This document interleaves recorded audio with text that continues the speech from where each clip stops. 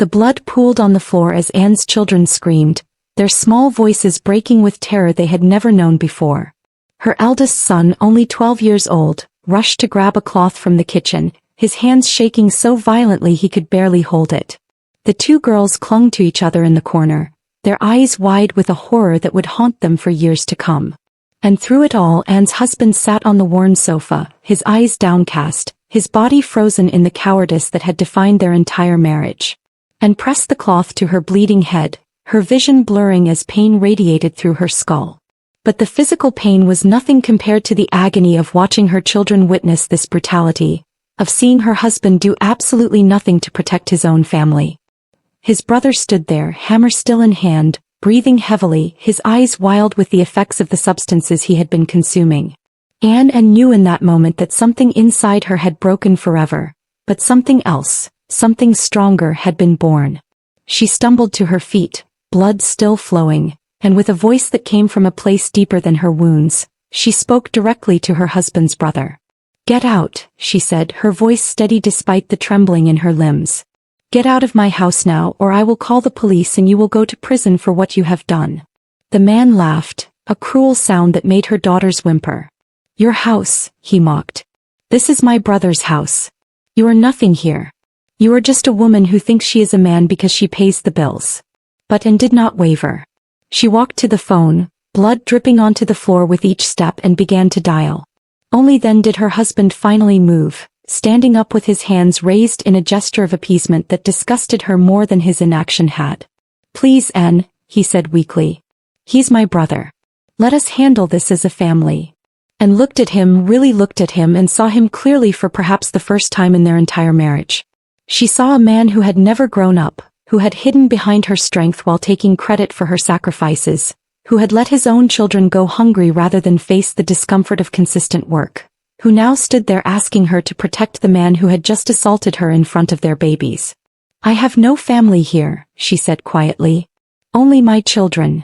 The police came within 20 minutes. Anne's husband's brother was arrested, though her husband pleaded with the officers the entire time, making excuses, promising it would never happen again, begging Anne to drop the charges. She said nothing. She simply held her children close as the officers took statements and the paramedics cleaned and bandaged her wound. The gash would require stitches, they said. He would have a scar. She thought about how she had been scarred long before this night, in ways that no one could see. The paramedic, a middle-aged woman with kind eyes, leaned close to Anne while cleaning the wound. "This was not an accident," she said softly, quietly enough that the children could not hear. "I have seen too many women in your position. I have seen what happens when they stay. Please think about your safety and your children's safety." Anne nodded, unable to speak past the lump in her throat. The woman pressed a card into her hand. "This is a shelter. They have resources. They can help you plan." And slipped the card into her pocket, feeling its weight like a promise or a threat. She was not yet sure which.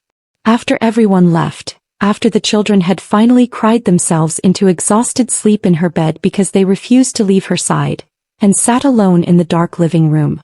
Her husband had gone out, unable to face her, unable to face what his weakness had allowed to happen. And in that darkness, Anne made a decision that had been growing in her heart for years, watered by every unpaid bill she had covered, every meal she had stretched to feed her children, every night she had worked late while he sat idle, every moment she had sacrificed her own dreams to keep their family afloat. But the decision to leave was not as simple as the moment of clarity had made it seem. As Anne sat there in the darkness, her head throbbing with each heartbeat, she began to calculate all the obstacles that stood between intention and action. She had some savings, carefully hidden from her husband in an account he did not know existed, but it was not much. Maybe enough for 2 months of rent, maybe 3 if she was extremely careful. She had her job, but her salary barely covered their current expenses, even with her husband occasionally contributing. And then there were the questions that haunted every woman who had ever contemplated leaving. What if she could not manage alone? What if she was being too harsh, too unforgiving? What if her husband really could change if she just gave him one more chance? What if she was destroying her children's family over one incident? The doubts circled like vultures, picking at her resolve. But then she touched the bandage on her head and remembered the look in her children's eyes, the absolute terror, The way her eldest son had tried to be brave while his whole body shook. The way her youngest daughter had wet herself in fear and stood there crying, ashamed and traumatized. Anne knew that the questions were lies she had been telling herself for years to justify staying in a situation that was slowly killing her spirit and damaging her children. The next morning Anne called her younger brother, the one who had warned her all those years ago to stop having children with a man who could not provide for them. She had been angry at him then, defensive of her marriage, hopeful that things would change. They had barely spoken for years, the distance between them growing with each piece of unsolicited advice he had offered and each defensive response she had given. Now calling him felt like admitting he had been right all along, and the pride she had to swallow tasted bitter. "I need help," she said simply when he answered, and then the tears came, unstoppable years of suppressed grief and frustration and fear pouring out in great gasping sobs. Her brother listened without interruption, without judgment, letting her cry until she had no tears left. Then he spoke and his voice was gentle but firm. "I am coming," he said. And I want you to know something. I never said those things because I thought you were weak or foolish. I said them because I could see your strength being wasted on someone who did not deserve it. I have watched you carry that man for years, watched you sacrifice yourself piece by piece, and it has broken my heart. But now, right now, you are being strong in the right way. You are choosing yourself and your children. And I am so proud of you." And closed her eyes, letting his words wash over her, letting herself accept that maybe, just maybe, she was doing the right thing. "I am scared," she admitted. "Good," her brother said. "That means you understand how big this is, how much courage it takes. And being scared and doing it anyway is the definition of bravery. And you are the bravest person I know." Her brother arrived that afternoon with his wife, and they spent hours going through Anne's options. They looked at apartments she could afford, discussed strategies for managing money, planned how to move her belongings without her husband interfering. Her sister-in-law, who had been through her own difficult separation years before, held Anne's hands and told her stories of survival, of how terrifying it had been at first but how free she had felt once she had taken that first step. "The hardest part," her sister-in-law said, "is believing you deserve better. Because these men, they spend years convincing you that you are lucky to have them, that no one else would put up with you, that you are too much or not enough or somehow fundamentally flawed. And after a while you start to believe it. And let me tell you something I wish someone had told me sooner. A man who lets his brother attack you is not a man you are lucky to have. A man who lets his children go hungry while he relaxes is not doing you a favor by staying. You are not the problem here. You have never been the problem." Within a week, her brother had helped her find a small apartment across the city.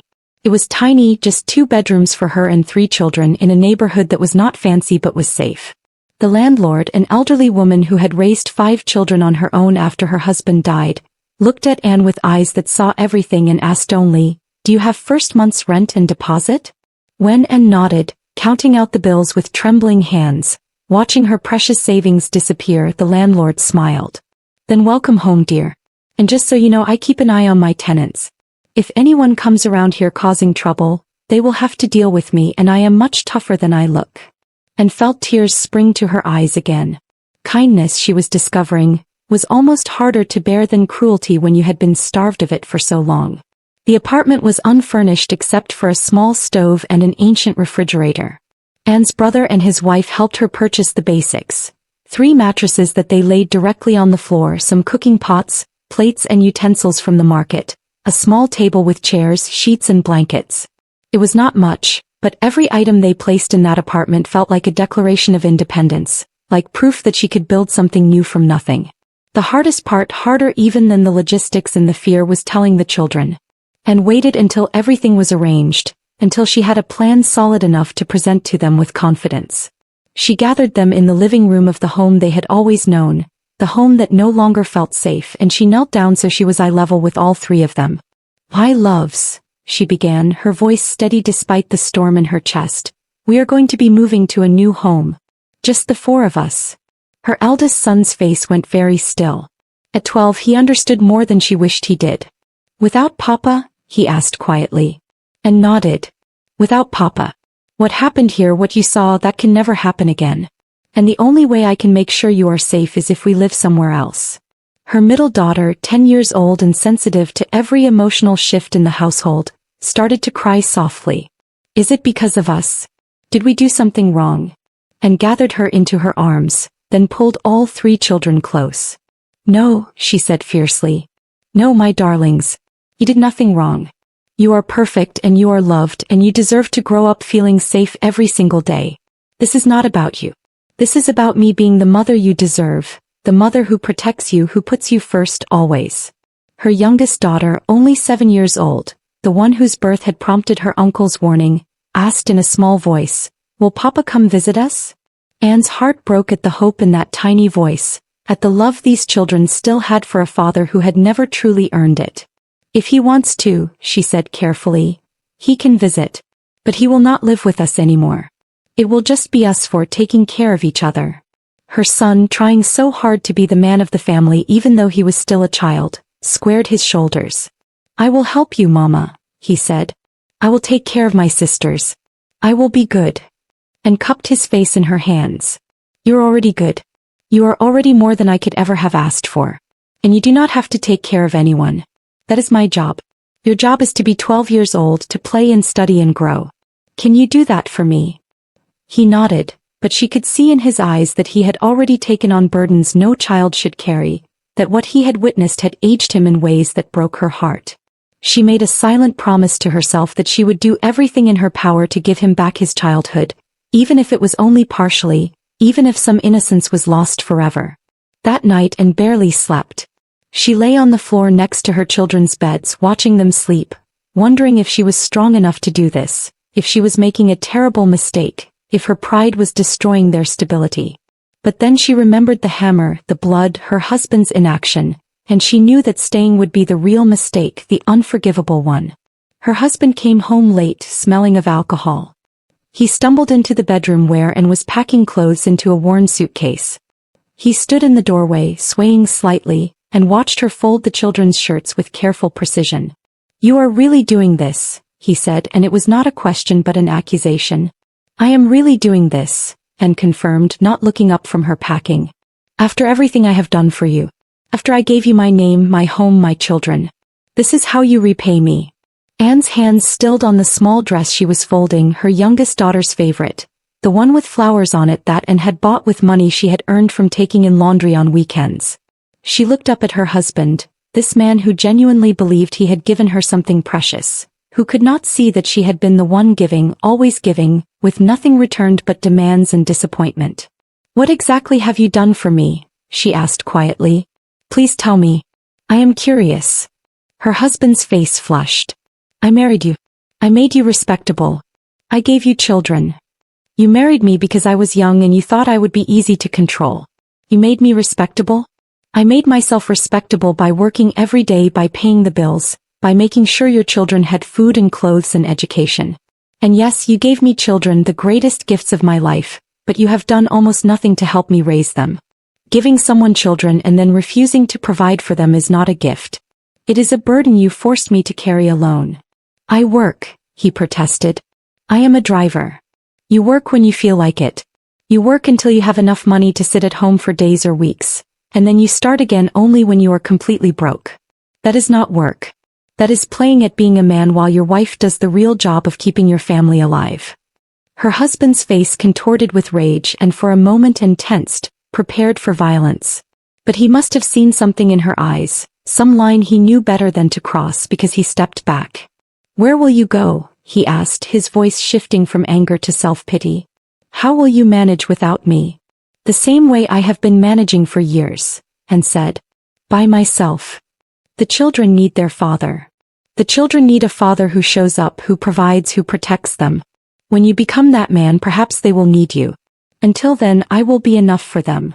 Her husband left the room then, slamming the door behind him, and Anne returned to her packing with hands that only shook a little. She had done it. She had said the things she had been thinking for years, the truths she had been too afraid or too conditioned to speak. And she was still standing. The world had not ended. In fact, she felt lighter than she had in years. Moving day came on a Saturday morning. Anne had arranged everything carefully, choosing a day when her husband would be out driving his taxi, avoiding confrontation, avoiding the scene he would inevitably make.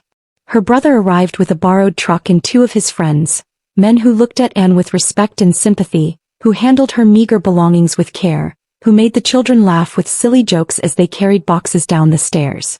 The landlady from the building, an old woman who had watched and struggled for years, came out as they were loading the last items. She pressed an envelope into Anne's hand. "For emergencies," she said. When Anne opened it later, she found 5,000 naira, more money than she suspected the woman could easily spare. And cried over that envelope, over the kindness of a woman who barely knew her, over the reminder that there were good people in the world who saw suffering and wanted to help. As Anne loaded the last box into her brother's truck, her husband's car pulled up.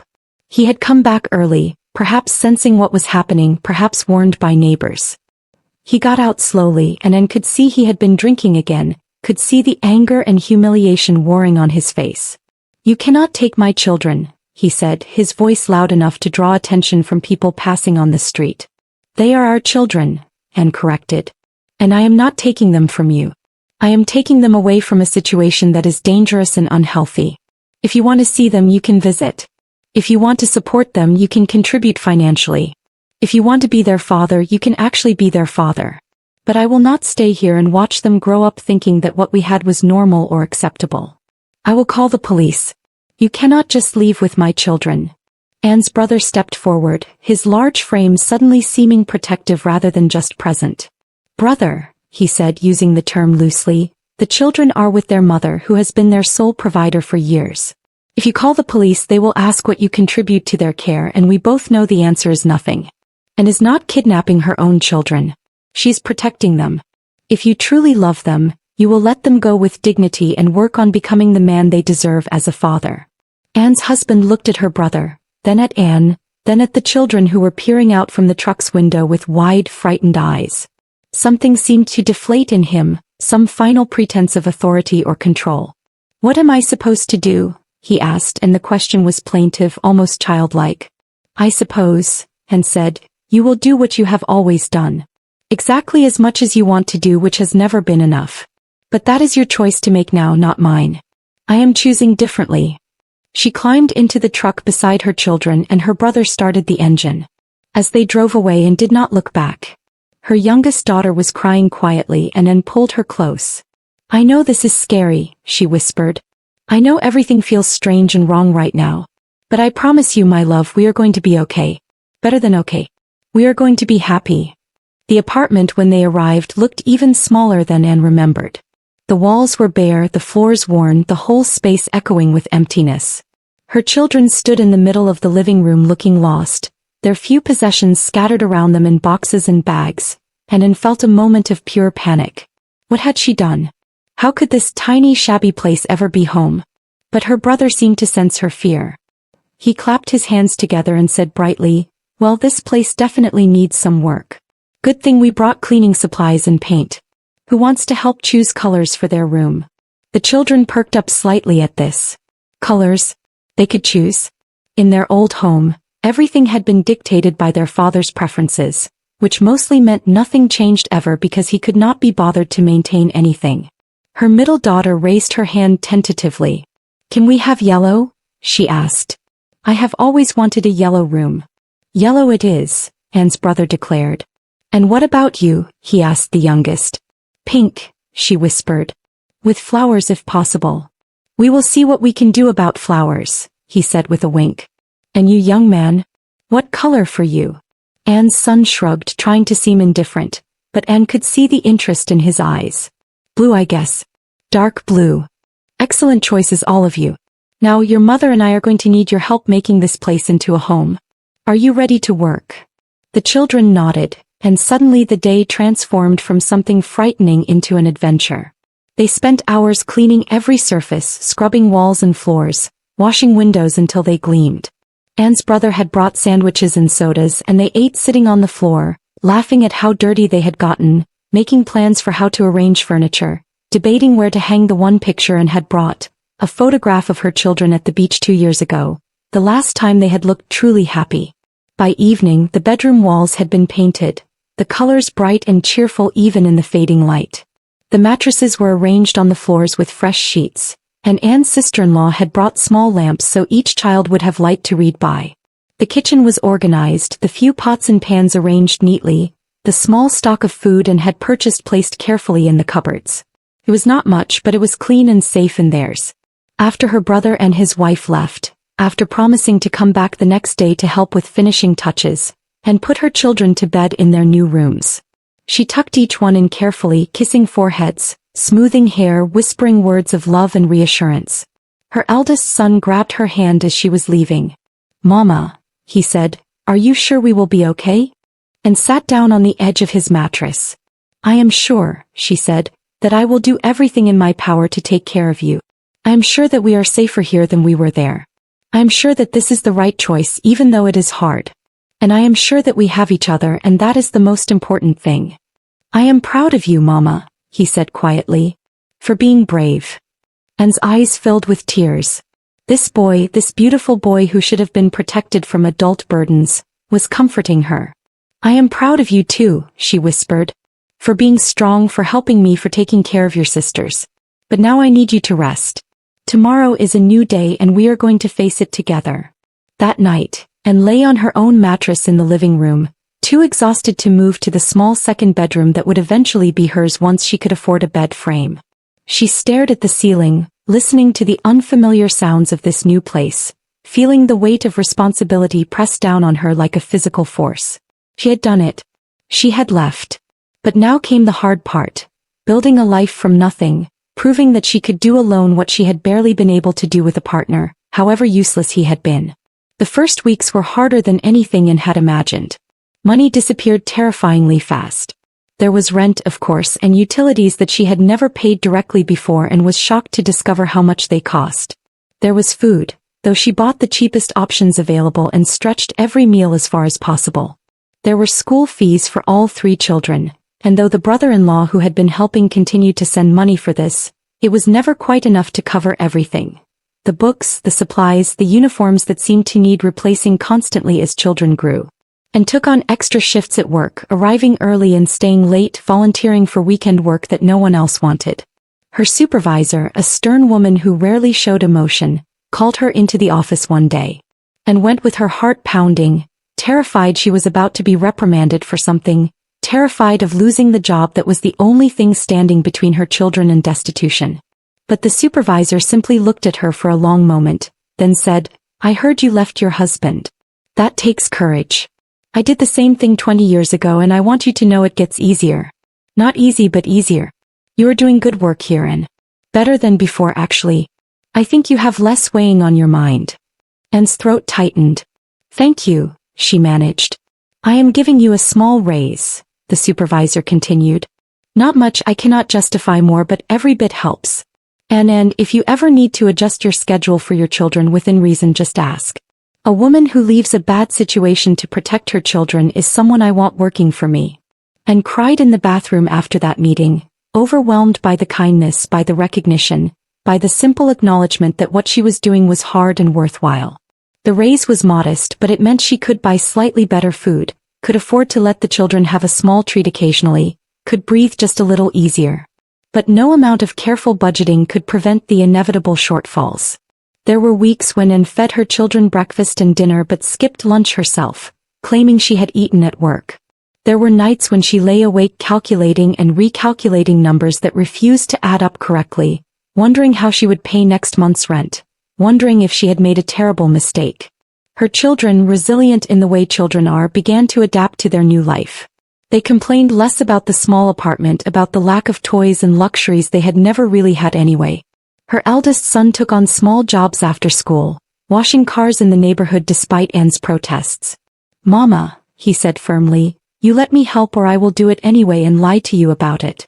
Which would you prefer?" Anne reluctantly accepted the small amounts of money he brought home, though it broke her heart every time. This boy should have been playing football with friends, should have been carefree, should never have had to worry about whether there was food in the house. But she also recognized the pride in his eyes when he contributed, the way it made him feel less powerless in a situation that had taken so much control from all of them. Her middle daughter threw herself into her schoolwork and her singing, practicing for hours in their small apartment until the neighbors began to recognize the melodies. One day an old man from downstairs knocked on their door. And answered nervously, expecting a complaint about the noise. Instead he smiled and said, Your daughter has a beautiful voice. Reminds me of my late wife. Would she consider singing at church this Sunday? We can pay a small honorarium." From that simple request, something unexpected grew. Anne's daughter began performing regularly at churches, at community events, at weddings and celebrations. The money was never substantial, but it helped, and more importantly, it gave her daughter something to focus on, something that made her special in ways that had nothing to do with their circumstances. The youngest daughter, perhaps too young to fully understand everything that had happened, seemed to blossom in the new environment. Without the constant tension of their old home, without the fear that permeated everything, she became more confident, more outgoing. She made friends easily at school, often bringing them home to play in the small apartment, and always welcomed them, grateful that her daughter could experience normal childhood joys even in their reduced circumstances. But it was not all progress and adaptation. There were hard days, days when the children cried for their father, days when they asked why Papa did not come to visit more often, days when Anne had to explain again and again that the separation was not their fault, that love sometimes means making difficult choices, that being in two homes did not mean they were loved any less. Their father's visits were sporadic and disappointing. He would promise to come on Saturday and not show up until Wednesday, or not show up at all. He would promise to bring gifts and arrive empty-handed with excuses about money, never acknowledging that Anne had managed to keep them fed and clothed on far less than he supposedly had available. He would make grand promises about changing, about getting a better job, about being more involved, and then disappear for weeks, leaving Anne to comfort children who were learning too young that their father's words meant nothing. The worst was when he tried to turn the children against her. Anne would overhear him during visits, making comments about how their mother had broken up the family, how she was being too proud, how they could all be together again if she was not so stubborn. It took every ounce of restraint and possessed not to intervene, not to defend herself, because she knew that would only make things worse. Instead, she waited until he left and then gently talked to her children about the reality of their situation, about the difference between words and actions, about how love was proved through behavior, not promises. Her eldest son, increasingly mature beyond his years, came to her one day after a particularly frustrating visit from his father. "Mama," he said, "I do not want to see Papa anymore." Anne's heart sank. As much as she struggled with her ex-husband's failures, she had never wanted to prevent a relationship between father and children. "Why not, my love?" "Because every time he comes he makes promises he does not keep. And every time he does not keep them my sisters cry. And I am tired of watching them cry. He is not going to change, is he?" And looked at this 12-year-old boy who was speaking with the bitter wisdom of someone much older. "I do not know," she admitted. "I hope he will, for your sake and your sister's sake. But I cannot promise you that he will. All I can promise is that I will always be here, that I will always keep my promises, that you can always count on me." Her son nodded, his jaw set in determination. "That is enough," he said. "You are enough, Mama." 6 months after leaving, Anne received an unexpected visitor. The brother-in-law who had been helping with school fees came to the apartment looking troubled. Anne invited him in, offered him tea with hands that shook slightly because any unexpected visit felt like potential disaster. "I wanted to speak with you in person," he said, settling into one of the mismatched chairs around their small table. "I have been thinking about everything that happened, about my brother's behavior, about how I have watched him fail you and these children for years. And I feel ashamed." And started to protest, but he held up his hand. "Please let me finish. I am ashamed because I saw what was happening and I did nothing except occasionally help with school fees. I told myself I was helping, but really I was enabling my brother to continue being irresponsible. I made it possible for him to do less because I was doing more." "You have been very generous," Anne said quietly. "The children would not be in school without your help." "That is true, but it should not be true. Their father should be providing for them, and by stepping in I let him off the hook. So I have made a decision. I am going to continue helping with school fees, but I am also going to confront my brother more directly about his responsibilities. And I want you to know that if you ever need anything else, anything at all, you can come to me. Not because I pity you, but because I respect what you are doing and I want to support it." And felt tears well up yet again. She seemed to cry so much these days, overwhelmed by both hardship and kindness. "Thank you," she whispered. "You will never know how much that means." The brother-in-law reached across the table and patted her hand. "You are doing something remarkable," he said. You are showing your children what strength looks like, what dignity looks like. My brother is a fool and I am sorry you wasted so many years on him. But look what you got from those years. 3 wonderful children who are going to grow up to be remarkable because they have you as their mother." After he left and sat for a long time thinking about his words. She had spent so much time feeling like a failure, like she should have been able to make her marriage work, like her inability to change her husband reflected some weakness in her. But maybe, just maybe, her strength had never been in enduring impossible situations. Maybe her strength was in finally recognizing when enough was enough, in choosing better for herself and her children even when better was harder. As the months turned into a year, small victories accumulated, and passed a certification exam at work that came with another modest raise. Her eldest son won an academic award at school. Her middle daughter was invited to join a prestigious choir. Her youngest daughter learned to read fluently and spent hours devouring every book she could find.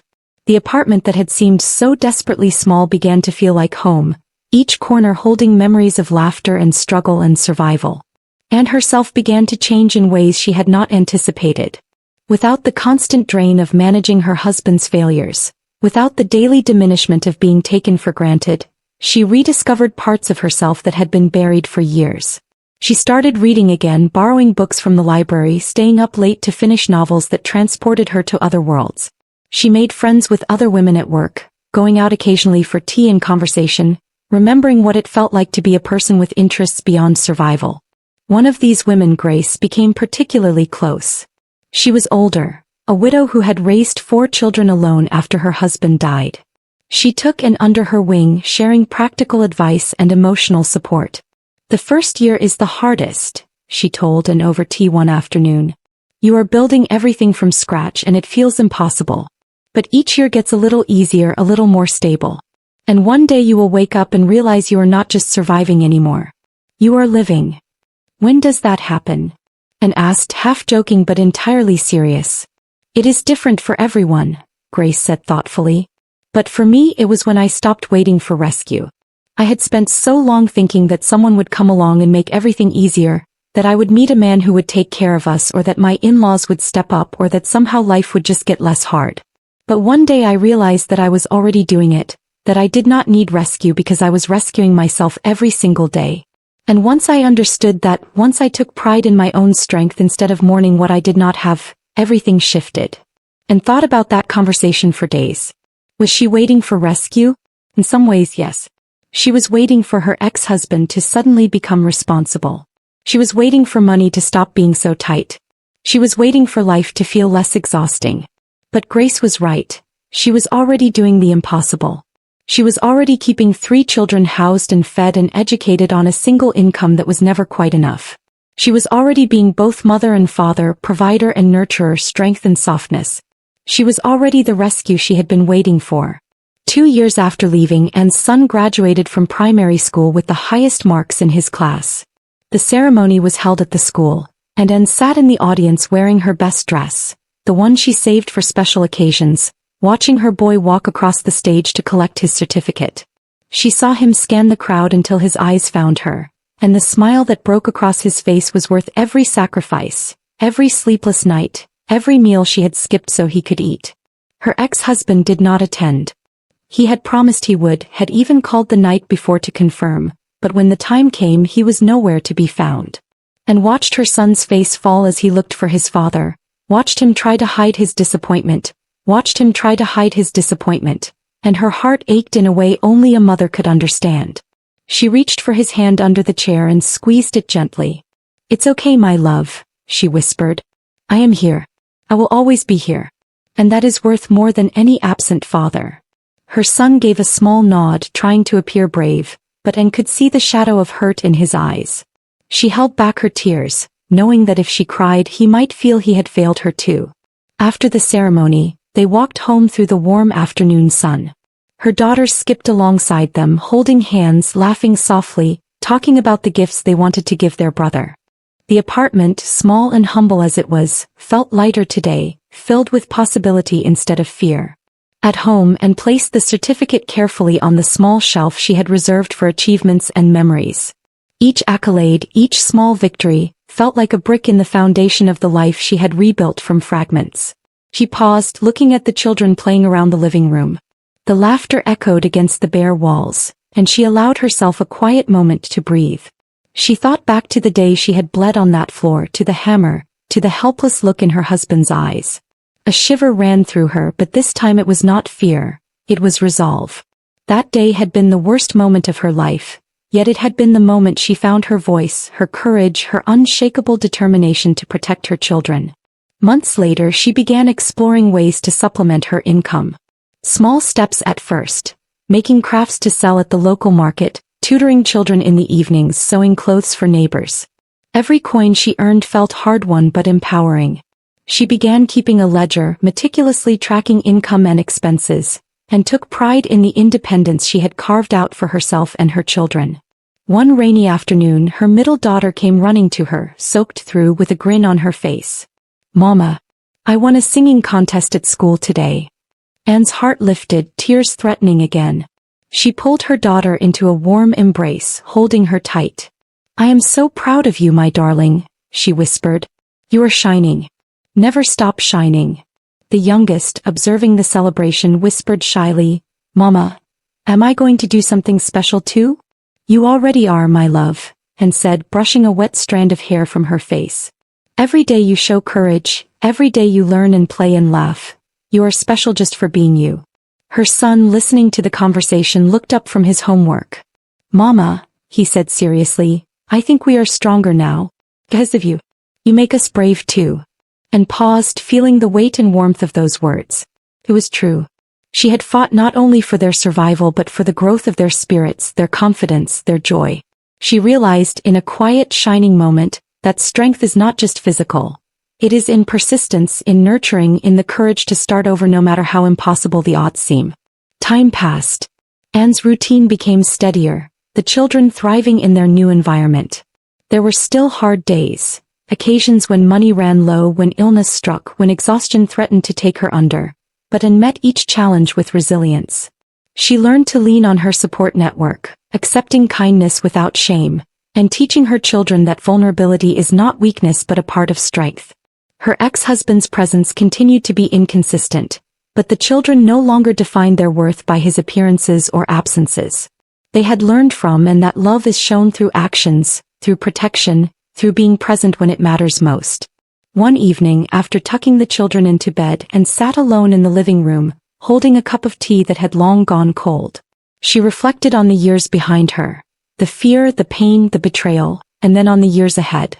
Her life had been broken once, violently, but it had been rebuilt with intention, care, and courage. And that rebuilding, she realized, was the real triumph. Her eldest son peeked out from his doorway, sleepy-eyed. "Mama." "Yes, my love. Do you think we will ever be scared like that again?"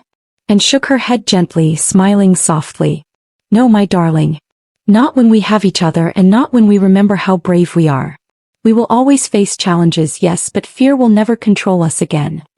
He smiled faintly and returned to bed, and Anne finally allowed herself to exhale fully, letting the tension of years slowly leave her body. She had survived, she had protected her children, and she had found herself in the process. And in that quiet moment she understood something essential. The true measure of courage is not the absence of fear, but the choice to stand and move forward despite it.